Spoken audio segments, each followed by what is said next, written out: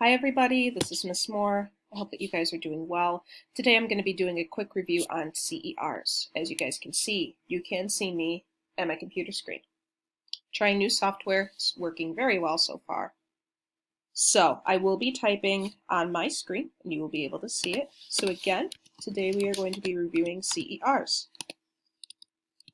C stands for claim, E stands for evidence, R for reasoning.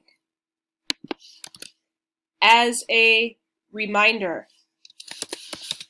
you will need at least two pieces of evidence, meaning two direct quotes. So, as you guys will be working through your C.E.R., which is going to be based on the short story 7th grade, which is located on your Canvas page in the discussions section, please make sure that you are going in the discussions section for that. And just as a reminder, this is your question that you will be answering. So use the text to answer the following question. How does paragraph 57 contribute to the meaning of the short story? Use at least two details from the text to support your response. Remember, details are also known as evidence. So please remember that.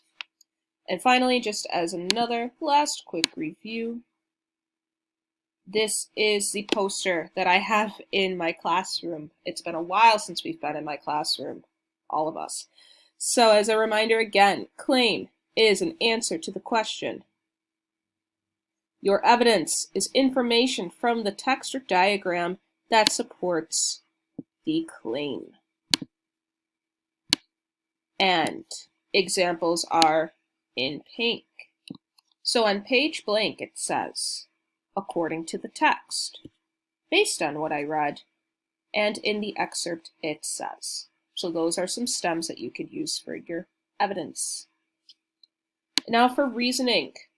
Explain why your evidence helps support your answer. So again, examples of stems for your reasoning.